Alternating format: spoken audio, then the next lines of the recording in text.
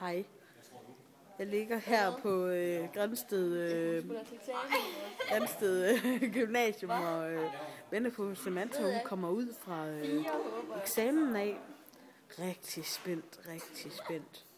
Så mig og Jessica, hende her, den lort, der sidder der, som regner med, at hun får 12, eller hun skal have 12. Hov, nu kommer Samantha forresten ud.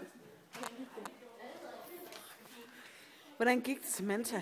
Det er det store spørgsmål. Og det ser vi så om få sekunder, når hun kommer ind igen.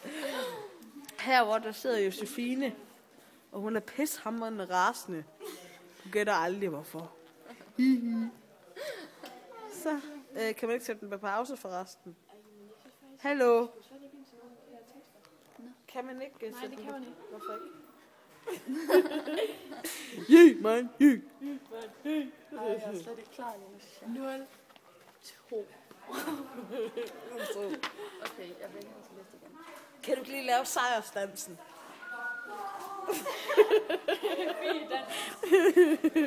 Det er eksamensdansen, og den bruger man her på 10. Uga buga. Ja. Nå, nu vil jeg takke af for i dag, og nu vil jeg lave en film lidt om, hvordan det er gået for hende. Blah.